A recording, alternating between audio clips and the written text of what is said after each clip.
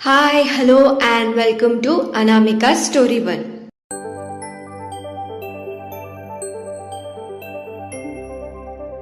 आज हम सुनने जा रहे हैं एक प्यारी सी प्रेम कहानी जिसका नाम है अधूरे हम, चैप्टर 50। तो बिना देर किए हम कहानी में आगे बढ़ते हैं। सिया ने जब जेम्स को थप्पड़ मारा तो पूरा ऑफिस उस थप्पड़ की आवाज से गूंजने लगा। उस थप्पड़ की आवाज सुनकर क्लाइंट भी मीटिंग रूम से बाहर आ गए और राघव भी। उसने देखा कि सिया गुस्से से वहां खड़ी जेम्स को देख रही थी। जेम्स राघव को देखकर गुस्से से कहने लगा, ये कैसे स्टाफ रखा है आपने मिस्टर राघवेंद्र सिंघानिया? ये लड़की कितनी बदतमीज है। इसने मुझे थप्पड़ मारा है। जहां मेरी इतनी इंसल्ट हो वहां पर कोई डील नहीं होगी। जेम्स ने यही बातें क्लाइंट्स को भी उनकी भाषा में समझाई। क्लाइंट्स को भी ये अच्छा नहीं लगा कि उसके ट्रांसलेटर्स के साथ ऐसे बिहेव किया जा रहा था। उन क्लाइंट्स में से एक लड़की भी थी। क्लाइंट्स सभी राघव से कहने लगे कि जब तक सिया वहां पर रहेगी या उस ऑफिस में काम करेगी वो लोग सिंघानिया कंपनी से कोई डील नहीं करने वाले। जेम्स आगे कहने लगा, सुन लिया ना मिस्टर राघवेंद्र सिंघानिया, अब जल्दी से इस लड़की को नौकरी से निकाल दीजिए वरना डील कैंसिल। सभी लोगों को लगा कि राघव सिया को नौकरी से निकाल देगा या फिर उसे डांटेगा और क्लाइंट से माफी मांगने को कहेगा। अब उनके नजरिए से देखा जाए तो एक बॉस को ऐसे ही करना चाहिए। अब कौन सा बॉस कंपनी का इतना नुकसान कराकर एक स्टाफ का साथ देगा, और वो भी एक लड़की का? सारा स्टाफ ने यही सोचा था, क्लाइंट ने भी यही सोचा। जेम्स के दिमाग में तो कुछ और ही चल रहा था। जेम्स मन ही मन कहने लगा, अब देखो तुम्हारी नौकरी जाएगी और तुम मेरे पास भीख मांगते हुए आओगी। पहले तो मैं तुम्हें तुम्हारी औकात दिखाऊंगा और फिर तुम्हें अपने बॉस के पैरों पर फेंक दूंगा। राघव सिया को देखकर उससे पूछने लगा, क्या हुआ? सब लोग राघव के एक्सप्रेशन को देखकर हैरान थे क्योंकि वो सिया से बहुत आराम से बात कर रहा था। सिया ने राघव से कहा, इस आदमी ने हमारे साथ बदतमीजी की है और इसी बात का जवाब दिया है हमने। हमें नहीं लगता इसमें हमारी कोई गलती है। क्लाइंट में जो लड़की थी वो सिया की हिम्मत देखकर उससे इम्प्रेस हो गई। राघव ने बस क्लाइंट की तरफ देखा और बोला, अब ये डील नहीं हो सकती। ये सब सुनकर वहां पर जो लोग थे और भी हैरान हो गए। जेम्स, जिसे लगा राघव क्लाइंट को ज्यादा अहमियत देगा और सिया को नौकरी से निकाल देगा, उसे भी हैरानी हुई। उसे भी नहीं लगा था कि राघव सिया का साइड लेगा। इसीलिए उसने क्लाइंट से उनकी भाषा में ये समझाया कि सारी गलती सिर्फ सिया की है। लेकिन यहाँ पर तो उसकी चाल उसी पर उल्टी पड़ गई। जो क्लाइंट्स में लड़की थी उसे जेम्स के बातों पर विश्वास नहीं था क्योंकि वो अच्छी तरह से जानती थी कि जेम्स उसके पति के लिए कुछ भी कर सकता है और वो अपने पति के आदत से बहुत अच्छी तरह वाकिफ थी। अगर उन सबको साइड में रख दिया जाए तो उस लेडी को सिया के आंखों में सच्चाई साफ दिख रही थी। क्लाइंट्स हैरान होकर राघव से पूछने लगे, यह आप क्या कह रहे हैं मिस्टर राघवेंद्र सिंघानिया? एक मामूली सी स्टाफ के लिए आप इतनी बड़ी डील कैंसिल कर रहे हैं? राघव तो इसी मौके के तलाश में था। उसने आज सिया को यहाँ इसीलिए ही बुलाया कि वो पूरे ऑफिस के स्टाफ के सामने सिया की पहचान बता सके। जब से उसे पता चला कि ऑफिस में सारे लोग सिया को कुछ और ही समझ रहे हैं तो उसे बहुत गुस्सा आ रहा था। वो वहां खड़े सारे लोगों को ध्यान में रखते हुए और जेम्स को गुस्से से घूरते हुए बोलने लगा, पहली बात, जिस लड़की को आप मामूली स्टाफ कह रहे हो वो हमारी बीवी है। She is my wife, Mrs Siya Raghavendra Singhania. ये सुनकर तो पूरे सेक्रेटरियल का स्टाफ ही हिल गया था। सब लोग धीरे से एक दूसरे से पूछने लगे, क्या वाइफ? सर ने शादी कब की? और ये लड़की ये सर की वाइफ है? हो माय गॉड, मतलब सिया सर की वाइफ है। मतलब सिया दी सिंघानिया परिवार की बहू है। हो माय गॉड। उन स्टाफ के बातों को इग्नोर करते हुए राघव आगे कहने लगा, दूसरी बात, चाहे वो स्टाफ छोटी हो या बड़ी पोजीशन पर, वो है तो सिंघानिया इंडस्ट्रीज की स्टाफ, और हम अपने स्टाफ को कंपनी से अलग नहीं समझते। ये बात राघव ने जानबूझकर कही थी ताकि लोग आगे आए और सिया को सपोर्ट करें। जेम्स की तो सिट्टी पिट्टी गुम हो गई। वो तो राघव के गुस्से वाली नजर को देखकर ही आधा मर गया था। क्लाइंट्स में जो लड़की थी वो आगे आई और सिया से बोली, सॉरी मिसेस सिंघानिया, लेकिन इसने आपसे ऐसा क्या कह दिया जिससे आपको इसे मारना पड़ा? सिया पहले तो थोड़ा शांत हुई और उस लड़की को देखते हुए उन्हीं की भाषा में बोली, आप माफी मत मांगिए, गलती तो इस आदमी की है।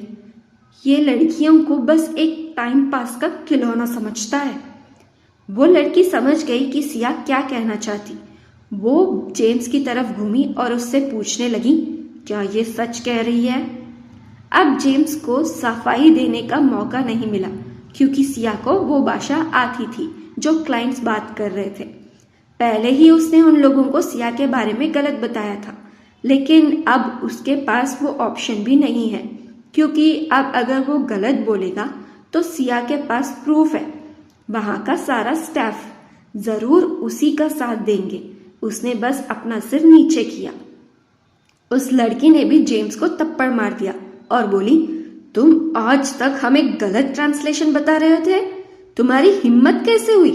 तुमने आज तक हमारे सारे डील्स का गलत फायदा उठाया। जेम्स अब थप्पड़ खाने के बाद खामोश नहीं रहने वाला था। उसने कहा, मैडम ये हमारे लिए नहीं है, वो सर ने कहा था कि। वो लेडी बोलने लगी, शट अप जेम्स, यहाँ पर पहले ही बहुत बड़ा तमाशा हो गया है। अब तुम्हारा क्या करना है वो हम वापस जाने के बाद ही तय करेंगे, लेकिन अपनी जॉब से तुम खुद रिजाइन करोगे या हम तुम्हें धक्के मार के ऑफिस से निकाले, ये तुम खुद ही सोच लो।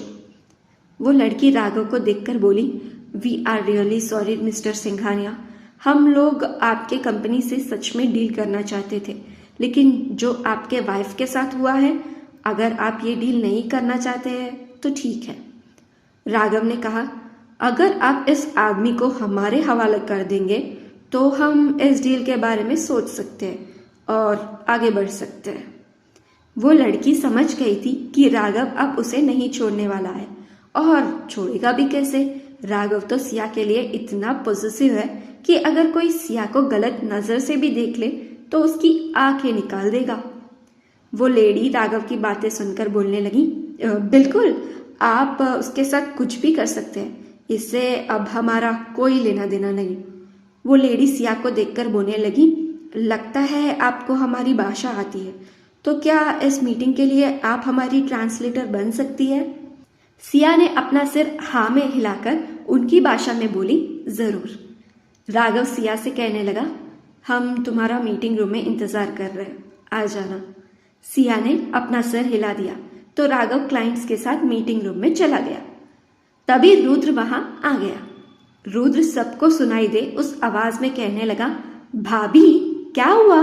कुछ हुआ है क्या? आप ठीक तो हो? उस आदमी ने आपसे बदतमीजी की है क्या? हमसे कहिए, हम आपके देवर हैं, एक एक की ना काल उतार देंगे। ये बात रुद्र ने सारे स्टाफ को देखकर बोला। सारा स्टाफ तो डर के मारे कांप गया। उन्हें अब समझ में नहीं आ रहा है कि राघव उनके साथ क्या करने वाला है। वो लोग खुद को कोस रहे थे। रुद्र आगे कहने लगा, आप जाइए भाभी, यहाँ पर सब कुछ हम हैंडल कर लेंगे। कुछ ही देर में सिया राघव की वाइफ है, ये बात पूरे ऑफिस में फैल गई। सब लोग तो शॉक में चले गए। उन लोगों को याद आया कि कैसे वो सिया के बारे में ऊट पटांग बातें कर रहे थे। अब उन लोगों को डर लग रहा था कि कहीं राघव उनके साथ कुछ गलत ना कर दे। सेक्रेटरियल टीम से पूरे ऑफिस में ये बात पता चल गया था कि जेम्स के साथ सिया ने क्या किया और राघव ने क्लाइंट से क्या मांग की है। राघव ने ये जानबूझकर किया था। वो जेम्स के जरिए से पूरे स्टाफ को ही धमकी दे दिया और ये भी कह दिया कि अगर सिया को किसी ने भी गलत समझा तो वो उन लोगों के साथ कुछ भी कर सकता है। मीटिंग खत्म होने के बाद सिया और राघव नीचे पार्किंग लॉट में आ गए और कार में बैठ गए।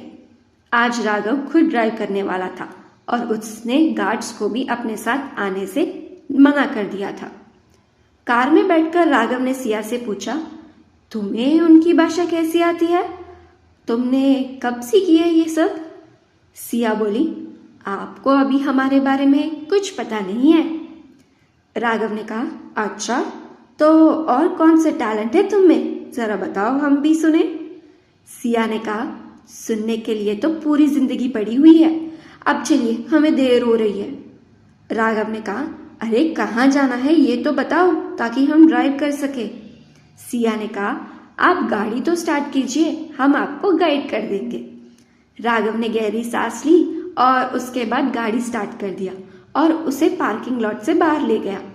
सिया राघव को गाइड करते हुए कभी राइट जाने को कहती, कभी लेफ्ट जाने को कहती, तो कभी यू टर्न करने को कहती। राघव ये सब सुनकर चिढ़ गया। वो चिढ़कर बोलने लगा, ये right left right U turn ये सब क्या है? सीधे सीधे बताओ ना कि हम कहाँ जा रहे हैं ताकि हम आराम से ड्राइव कर सके। सिया ने कहा, अच्छा ठीक है, वो हम उस दिन मॉल गए थे ना आरोही के साथ, जहाँ से हम किडनैप हुए, वहाँ पर चलिए। राघव ने पूछा, वहाँ पर क्यों? सिया ने कहा, चलिए ना, आपने कहा था कि आप ये सवाल नहीं पूछेंगे कि हम कहाँ जा रहे हैं, तो फिर ये सब। राघव ने कहा, अच्छा अच्छा ठीक है। राघव उस मॉल में पहुंच गया और पार्किंग लॉट में अपनी कार खड़ी कर दिया। सिया कार के बाहर आकर राघव से कहने लगी, अब चलिए हमारे साथ। राघव ने कहा, वहां कहाँ पर जा रही हो? वो बाहर निकलने का रास्ता है, लिफ्ट तो इस तरफ है, चलो। सिया ने कहा, हाँ हमें पता है, हमें बाहर ही जाना है, मॉल के अंदर नहीं। राघव ने कहा, बाहर जाना है? अगर बाहर ही जाना है तो फिर तुमने कार यहाँ पर क्यों खड़ा करवाया? सिया ने कहा, वो क्या है ना, जहाँ पर हम जाने वाले हैं वहाँ पर पार्किंग की थोड़ी प्रॉब्लम है, और अगर आपके सोने जैसे कार को कुछ हो गया तो आप तो हमारा ही गला पकड़ेंगे, इसीलिए पहले आपके कार को सेफ जगह पर रख दिया है, अब चलिए हमारे साथ। सिया की ये अजीब एक्सप्लेनेशन सुनकर राघव को कुछ समझ में नहीं आया, लेकिन अब कुछ नहीं हो सकता था। उसने सिया से कहा कि वो उससे कुछ भी नहीं पूछेगा और चुपचाप उसके साथ चलेगा। राघव सिया के साथ चलने लगा। वो लोग 5 मिनट से पैदल चल रहे थे। राघव को गुस्सा आने लगा। राघव गुस्से से कहने लगा, ये क्या है, पिछले 5 मिनट से हम चल रहे हैं, कहाँ जाना है हमें, और अगर चलना ही है तो हम कार में भी आ सकते थे ना। सिया ने कहा, अरे हमने कहा ना पार्किंग की प्रॉब्लम है, अब चलिए, ज्यादा दूर नहीं है, बस हम पहुंच गए। और 5 मिनट चलने के बाद सिया ने राघव से कहा, लो हम आ गए। राघव ने सोचा कि कोई स्पेशल जगह ही होगी जहां सिया उसे लेकर आई, लेकिन जब उसने अपने आगे देखा वो तो शॉक ही हो गया, क्योंकि वहां एक पुराना एग्जीबिशन चल रहा था। राघव ने पूछा, ये क्या है, हम लोग यहाँ पर क्यों आए? सिया ने कहा, ये एग्जीबिशन है, यहाँ पर शॉपिंग करने के लिए आए हैं। राघव ने कहा, शॉपिंग? अरे अगर शॉपिंग ही करना है तो तुम मॉल में भी कर सकती थी ना। सिया ने कहा, मॉल में ना सारे ब्रांडेड चीजें मिलती है, हमें वो बिल्कुल भी पसंद नहीं है, लेकिन यहाँ पर बहुत सारी वैरायटी मिलती है, अब चलिए तो सही। और हाँ, यहाँ का खाना भी बहुत अच्छा है। वो क्या है ना, जब हम भव्या से मिलने यहाँ मुंबई आए तो यहाँ पर घूमने आए थे, हमें ये जगह बहुत पसंद आ गई थी। राघव ने कहा, सिया सच में ऐसे जगह पर हमें डेट पर लेकर आई हो तुम? सिया ने कहा, अब हम सिया शर्मा की तरह आपको डेट पर लेकर आए हैं, आना है तो आइए वरना जाइए, आपका ऑफिस आपका इंतजार कर रहा है, हम तो अंदर जा रहे हैं। इतना कहकर सिया आगे बढ़ गई। राघव ने पहले अपना सिर हिलाया और सिया के पीछे चला गया। राघव सिया को रोकते हुए कहने लगा, अच्छा ठीक है, चलते हैं हम तुम्हारे साथ, लेकिन राघव ने सिया का हाथ पकड़ लिया और कहा, तुम हमारा हाथ नहीं छोड़ोगी। सिया राघव का मजाक उड़ाते हुए कहने लगी, आपको डर लग रहा है क्या? राघव ने कहा, ये सब हम तुम्हारे लिए कर रहे हैं, कहीं तुम गुम ना हो जाओ इसीलिए। सिया ने कहा, हम कोई छोटी बच्ची नहीं है। राघव ने कहा, तुम्हारी हरकतों तो बच्चे जैसे ही है, तो चुपचाप मेरा हाथ पकड़ो और छोड़ना मत। राघव ये कहकर सिया का हाथ पकड़कर आगे बढ़ गया। सिया को राघव के साथ बहुत अच्छा लग रहा था। वो लोग पहले एक साड़ी के शॉप में चले गए। राघव ने कहा, तुम तो ज्यादातर ड्रेसेस ही पहनती हो, तो तुम्हें अचानक साड़ी क्यों लेनी है? सिया ने कहा, अरे अब भूल गए, परसों हमें उदयपुर जाना है। राघव ने पूछा, हाँ तो? सिया ने कहा, तो हम आपके नाना जी के सामने ड्रेस पहनकर जाएंगे क्या? राघव ने कहा, तो क्या हुआ, इसमें क्या बुराई है? सिया ने कहा, कोई बुराई नहीं है, पर हमारा भी फर्ज बनता है ना कि हम उनके उम्मीदों पर खड़े उतरे। राघव ने पूछा, कैसे उम्मीद? सिया ने कहा, आपको तो सच में कुछ नहीं पता है। देखिए, आपके नाना जी आपसे बहुत प्यार करते हैं और उनके मन में आपके पत्नी को लेकर एक छवि होगी ना, तो हम बस उसकी बात कर रहे हैं। राघव ने कहा, तुम्हें क्या लगता है ये सब करने से उनका गुस्सा शांत हो जाएगा? हमारे नाना जी का नाम यश राठौड़ है, इतनी आसानी से नहीं मानने वाले। सिया ने कहा, हाँ पता है, लेकिन हम कोशिश तो कर सकते हैं ना। राघव ने कहा, तुम्हारी मर्जी। सिया ने कहा, अच्छा वो सब छोड़िए और हमें ये बताइए। सिया ने एक लाल रंग का साड़ी अपने ऊपर लगाकर राघव से पूछने लगी, ये साड़ी हम पर कैसा लग रहा है? राघव ने कहा, हमें क्या पता, तुम जानो। शॉप में एक औरत बोली, अरे बेटा, एक पत्नी को वो साड़ी लेना पसंद होता है जो उसका पति उसके लिए चुनता है। राघव और सिया ने उस औरत को देखा और फिर एक दूसरे को। राघव ने पहले ध्यान नहीं दिया था, पर अब जब उसने देखा कि सिया ने आज वही साड़ी पहनी है जो उसने उसके लिए लाया था, उसे बहुत अच्छा लगा। राघव कुछ देर सोचकर कहने लगा, नहीं ये नहीं। राघव ने वहां से एक हरे रंग का साड़ी उठाया जिस पर लाल रंग का बॉर्डर था और उसने सिया के ऊपर वो साड़ी लगाकर कहने लगा, ये अच्छी है। सिया को भी वो बहुत अच्छी लगी। उसने वो साड़ी ले लिया और कुछ और भी साड़ी ले लिए। उसके बाद वो उस शॉप से बाहर आए तो देखा 12 बज रहे थे। सिया ने कहा, हमें भूख लगी है, चलिए ना खाना खाते हैं। राघव ने कहा, चलो बाहर एक अच्छा सा रेस्ट। सिया उसकी बात को बीच में काटते हुए कहने लगी, बाहर नहीं, हमें यही खाना है, वो देखिए वहां। सिया ने एक जगह दिखाई जो राघव को ज्यादा खास नहीं लगी। सिया ने कहा, चलिए। राघव ने कहा, सिया शायद वहां पर खाना उतना अच्छा ना हो, चलो ना हम कहीं और चलते हैं। वहां पर खाना बनाने वाला कहने लगा, अरे भैया, तनिक एक बार मारो हाथ का खाना तो चख लो, कसम से उंगलियां चाटते रह जाओगे। सिया ने राघव का हाथ पकड़ा और अंदर चले गई। अंदर तो पूरा दावा वाला माहौल था। जगह जगह पर खटिया थे और लोग उस पर बैठकर खाना खा रहे थे। कुछ देर में वही खाना बनाने वाला आया और सिया और राघव को खाने में क्या है उसकी सूची दे दी। सिया ने दोनों के लिए खाना मंगवा लिया था। राघव तो पहले थोड़ा हिचकिचाया, लेकिन जब सिया को उसने बेफिक्र होते हुए खाते हुए देखा तो बस उसे प्यार से देखते हुए वो ऐसे ही बैठ गया। सिया ने जब राघव को उसकी और बिना पलके झपकाए देखते हुए देखा तो उसने राघव के प्लेट से खाना लेकर उसके मुंह में ठूस दिया। राघव ने कहा, ये क्या किया तुमने? सिया ने कहा, आप हमें ऐसे देख रहे हैं तो हमें लगा कि आपको खाना खाना नहीं आता, तो हमने आपको खिला दिया। राघव ने कहा, वेरी फनी। सिया ने कहा, अच्छा ये बताइए खाना कैसा लगा, अच्छा है ना? राघव खाते हुए कहने लगा, हाँ अच्छा तो है।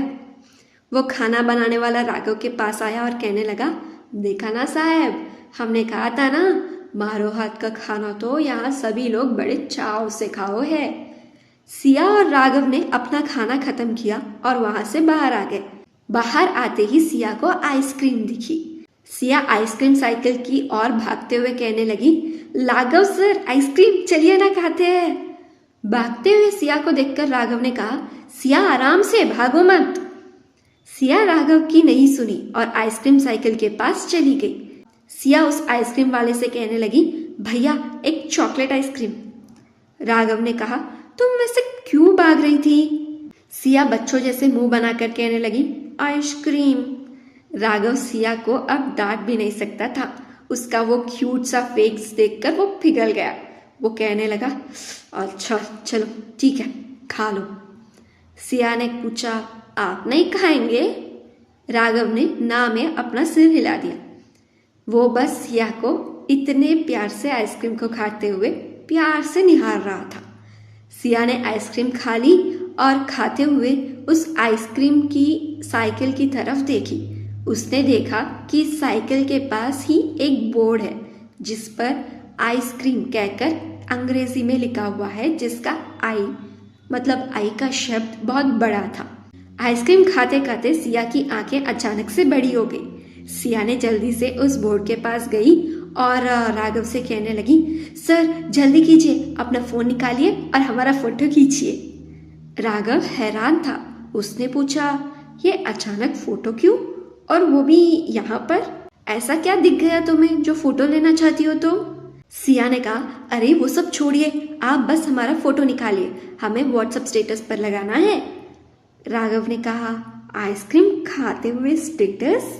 सिया ने कहा, हाँ, अब लोगों को तो पता चलना चाहिए ना कि हम एग्जीबिशन आए हैं और आइसक्रीम भी खाई है।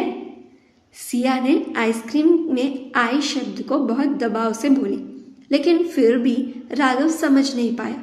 वो असमंजस में पूछा, इसमें सबको बताने वाली कौन सी बात है? सिया ने कहा, आप ना सच में बहुत पुराने हो चुके हो। आज का ट्रेंड है, लोग ऐसे ही करते हैं। आप बस हमारा फोटो निकालिए। राघव ने तो पहले मना किया, लेकिन सिया ने बच्चों की तरह जिद करते हुए उसे अपनी फोटो खींचने के लिए मना लिया। राघव ने अपना फोन लिया और सिया की फोटोज क्लिक कर दिया। उस फोटोज में सिया आई शब्द के पास खड़ी हो गई। राघव ने कहा, ये देख लो तुम्हारा फोटो। सिया राघव के पास आई और उसने फोटो देखा।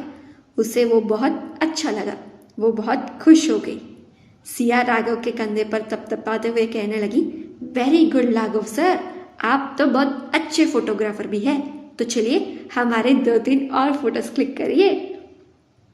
राघव ने कहा, तुमने हमें क्या फोटोग्राफर समझा है?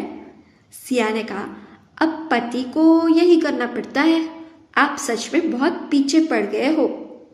आप ना ट्रेंड बिल्कुल भी फॉलो नहीं करते। अब पत्नी की फोटोज पति ही खींचता है ना, तो चलिए हमारे फोटोज खींचिए। राघव ने पूछा, तुम्हें यहीं पर फोटोज खींचने हैं? सिया ने कहा, नहीं नहीं, वो देखिए वहां पर आई लव मुंबई का सिंबल है, वहां पर चलते हैं। सिया आइसक्रीम खाते हुए आराम से उस सिंबल के पास जाकर बैठ गई। उसके पीछे ही राघव सिया के शॉपिंग बैग्स लेकर उसके पीछे पीछे चल रहा था। सच कहे तो अब राघव को इस जगह से चिढ़ मच रही थी। सिया ने कहा, सर जल्दी आइए। राघव ने कहा, हाँ हाँ आ रहा हूँ। राघव ने सिया के फोटोज क्लिक कर दिए। इस बार सिया उस सिंबल के बीचों बीच बैठी थी जिसमें हार्ट का सिंबल दिख रहा था। सिया खुश हो गई। राघव ने कहा, हो गया। सिया ने अपना सिर हिलाया तो राघव ने पूछा, तो चले? सिया ने पूछा, कहाँ? राघव ने कहा, घर और कहाँ? सिया ने कहा, लेकिन अभी तो सिर्फ 3 ही बजे हैं, बात तो पूरे दिन की हुई थी ना। राघव ने कहा, तुम्हें यहाँ पर इतना मजा क्या आ रहा है जो तुम रात भर यहीं पर रुकना चाहती हो? सिया ने कहा, अच्छा अच्छा ठीक है, हम कहीं और चलते हैं। सिया कुछ सोचते हुए बोलने लगी, हम मूवी देखने थिएटर चले? राघव ने कहा, जब घर पर ही होम थिएटर है तो सिनेमा थिएटर जाने की क्या जरूरत है? सिया ने कहा, अरे उसका मजा ही कुछ और होता है। राघव ने अपना सिर हिला दिया और कहा, जो करना है करो। सिया ने कहा, कौन सी मूवी देखने चले? हाँ, डीडीएलजे। राघव हैरान होकर पूछा, तुम्हें दिलवाले दुल्हनिया ले जाएंगे देखना है? सिया ने कहा, ओ तो आपको पता है डीडीएलजे को दिलवाले दुल्हनिया कहते हैं। राघव ने अपनी आंखें छोटी करके उसको देखा और कहा, तुम्हें क्या लगता है कि हम कभी कॉलेज नहीं गए हैं? सिया ने कहा, बस ऐसे ही पूछ लिया, आपको अभी तक तो व्हाट्सएप स्टेटस का ट्रेंड भी नहीं पता है। राघव ने गहरी सांस ली और कहा, घर चलकर देख लेना, दिल वाले दुल्हनिया ले जाएंगे, हम मंगवा लेंगे मूवी। सिया ने कहा, नहीं, चलिए ना मराठा मंदिर, वहां पर दिल वाले दुल्हनिया ले जाएंगे की स्पेशल स्क्रीनिंग होती है। सिया के जिद के आगे राघव हार मानते हुए कहने लगा, अच्छा ठीक है, चलो। सिया ने कहा, लेकिन जाने से पहले एक लास्ट फोटो। राघव ने कहा, इतने सारे फोटोज तो क्लिक कर लिया है तुमने, अब और कौन सा फोटो चाहिए तुम्हें? सिया ने कहा, हमने अकेले ही फोटोज लिए हैं, इस फोटोज में आप कहाँ पर हो? चलिए ना सेल्फी लेते हैं। राघव ने कहा, हमें फोटोज खिंचवाना पसंद नहीं है। सिया ने कहा, कौन सा मैगजीन के फ्रंट पेज के लिए आपसे फोटोज मांग रहे हैं हम? बस आपके साथ एक फोटो ही तो पूछ रहे हैं, और वो भी आपके और हमारे फोन में ही रहेंगे। सिया ने राघव के हाथ से उसका फोन छीना और राघव के साथ सेल्फी ले लिया। उसने उस सेल्फी में राघव की ओर अपनी हाथ की उंगली उसकी तरफ कर दी, जैसे इशारा करके कह रही हो, ये ही है वो इंसान। उसके बाद और 2-3 सेल्फीज लिए और राघव को फोन थमाते हुए बाहर की ओर बढ़ गई। राघव ने पहले फोटोज देखा, उसे सच में उन दोनों के फोटोज बहुत अच्छे लगे। उसने मन ही मन मुस्कुरा दिया वो फोटोज देखकर। बाहर जाती हुई सिया की ओर देखकर राघव ने कहा, सिया रुको, हम आ रहे हैं। राघव जल्दी से भागकर सिया के पास चला गया और उसका हाथ पकड़कर एग्जीबिशन से बाहर की ओर बढ़ गया। सिया मन ही मन कहने लगी, हमने तो हमारी दिल की बात इनसे कह दी है, अब देखना ये है कि ये बुद्धू राम कब इसे रियलाइज करेंगे। सिया ने तो अपनी फीलिंग्स कह दिया है, अब क्या राघव ये समझ पाएगा? जानने के लिए सुनते रहिएगा ये कहानी अधूरे हम, आपकी होस्ट अनामिका के साथ। अगर आपको ये कहानी अच्छी लगी हो तो इस वीडियो को एक लाइक कीजिए, इस वीडियो को और कहानी को अपने फ्रेंड्स और फैमिली सर्कल में शेयर करिएगा। इस कहानी में आपको क्या पसंद आ रहा है नीचे कमेंट सेक्शन में हमें ज़रूर बताइएगा। आगे के अपडेट्स के लिए हमारे चैनल को सब्सक्राइब करके बेल आइकन भी क्लिक कर लीजिएगा। अगर ये कहानी आप पूरी तरह पढ़ना चाहते हैं तो डिस्क्रिप्शन में लिंक है, बायो में भी लिंक है, उस पर क्लिक करके स्टोरी को पूरी तरह पढ़ लीजिए। Thank you so much for listening, thank you so much for your love and support. Take care and bye bye.